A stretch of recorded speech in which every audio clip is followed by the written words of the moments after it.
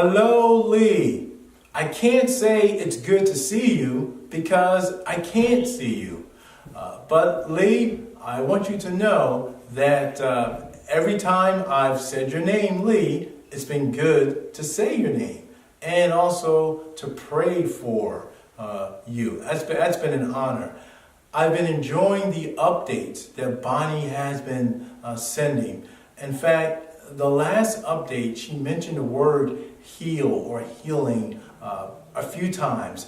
And after she sent that last update, I said, man, I've been wanting to just jot down a little note just to let Lee know I'm thinking about him and praying for him. So I thought, why don't I just make a video note and send it to Lee? Take a few minutes and do that. And so since Bonnie mentioned the word heal in the last update, I thought I would take that word, H-E-A-L, and try to give you a little encouragement by using that word heal. The H in heal stands for hope. It's been said that when a person goes through a difficult time, a challenging time, it's going to be a dark time for them. And it's important sometime through their darkness to have hope. Anyone can tell you that when you go through a spiritual, emotional, physical, or mental tsunami, it's going to throw your world upside down. And one thing that's going to provide hope, yes, you know, God will provide hope, but other people will provide hope.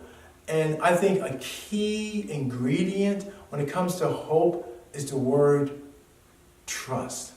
When we can begin to learn that it's okay to trust God amidst the unknown, amidst the confusion, even amidst the doubts. Because at times, we doubt God. That's okay. That's called being normal because we have to grieve certain parts of life. But as we go through those doubts, we begin to learn that we can trust God. And when we trust God, we hope. And what do I mean by hope? We realize life isn't always going to be like this. It is going to get better. Or I can see how it has gotten better. And that gives us hope.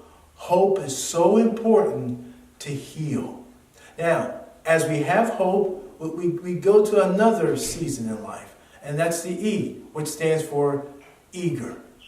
Eager means we're eager to move forward in life. We have a dogged determination, and we realize because of our hope in God, because of our trust in God, that we have eagerness to make it, that we can be eager to move forward in life. It's when other people bless us and we feel blessed. It's when other people say things to us and we begin to believe it. Before, in the beginning stages, they'll say things to us and it's like, I'm not sure about that. I'm not sure if things will ever get better. But in that eager stage, that eager season, we realize, man, yeah, they're right. Things are going to get better. And so we're eager to move forward because people are blessing us with their words and they're blessing us with their time. Let me give you a great example of this. Do you remember Christmas 2012? You and Bonnie sent me $50 in the mail. That was during a very extremely difficult time in my life where I had learned how to budget, but there was never any extra. So when I received something extra, like $50 in the mail, which was rare, or which really never happened at all, when I received something extra, it was like, whoa. It was like God saying, Todd, you're eager to move forward, and I'm just going to tap on the hearts of the Brewbakers to bless you. I'm sending you a blessing, but I'm going to do it through them. And when you receive it, you're going to be even more eager to move forward. You're going to be even more determined because here are people who are blessing you. See, to heal, we need to have hope in the midst of darkness. Hope that things are going to get better. But we also need to be eager, have that dogged determination to keep moving forward. It's when we learn how to depend on God more rather than trying harder to get closer to God. That's so important. So as we have hope, as we're eager to move forward, then abandon. This is when we abandon certain personal traits, abandon certain issues in our life that are keeping us back from being what God has called us to be. Let me give you an example of that. You know that I grew up in Philly. That was definitely not my fault. If it was up to me, I would have grown up in, I don't know, pick a place. Dallas, Texas. But God has an amazing, amazing sense of humor, and He had me grow up in Philadelphia.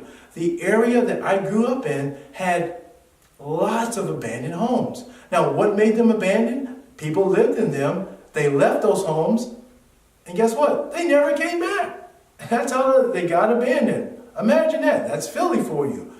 But that's what I believe God wants us to do in our personal life. It's when we have hope, we're eager to move forward, and God says, good, you're going to move forward, you're eager to move forward, but there's certain things about you that you need to abandon. You need to let go. And abandon means you leave and you never come back to that.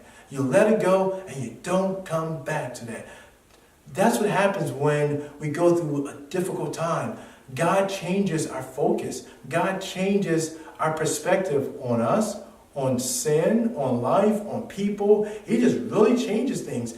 And certain things we realize, wow, I need to grow in this area. And when I was thinking about this person, when I was thinking about myself, when I was thinking about God, I guess that wasn't healthy. I need to abandon that mindset. So to heal, we need to have hope. As we have hope, well, we also need to be eager, very eager and determined to keep moving forward. But we can't move forward. Can't move forward until we abandon certain things. And the final letter is L, lotus. Now, I'm sure you're probably thinking, okay, Todd, I understand hope, I understand eager, and I understand abandon. But what in the world do you mean by lotus? Well, Lee, I'm sure you've seen that beautiful lotus flower on top of the water. Maybe you've seen it in person, or you saw it on TV, or in a picture, or a video. And when a person looks at the lotus flower, they are amazed at it.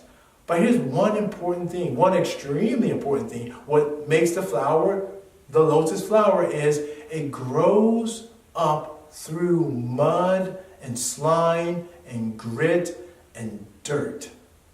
And that what makes the flower so wonderful. It's a flower of strength and beauty. But it's a flower of strength and beauty only because it has grown through the mud and slime and dirt and grit. Lee, over the past few years, you have been through mud and dirt and slime and grit. And because of that, your life is like a lotus flower. It's beautiful. And when the sun shines on that flower and when it reflects off the water, I mean, photographers just eat that up. So, my brother, as you continue on in this journey to heal, keep having hope. Hope, knowing that it's going to get better. And not just for you, but for others. Just like when Bonnie wrote in the update, as you go down the street and you see other people, they're happy to see you. You give other people hope. And not only that, I'm sure, Lee, I am 100% sure that other people have such deep-rooted issues and struggles going on. But when they see you, they have hope about their struggles. They don't share it with others because that's how many of us are. We tend to keep a lot of things inside, which is not good. But you give people hope. So to heal, you keep having that hope, and you'll help others to have hope. And as you have that hope, you're eager to move forward. You're determined to move forward. Because God is blessing you, others are speaking into your life. Others are doing things for you. Your family, they're doing things for you. So you're eager. But you can't 100% move forward until you abandon certain issues in your own personal life. And as you abandon those things, boy, that'll be so good. That'll make you into that lotus flower. Beautiful, but only beautiful and full of strength because you have grown and struggled through the mud and grit, dirt and grime and slime. And that will help you to heal. So I will keep praying for you, brother, as you go along this journey. Keep being a man that God has called you to be. Nothing more, and definitely nothing less. Keep healing, my friend.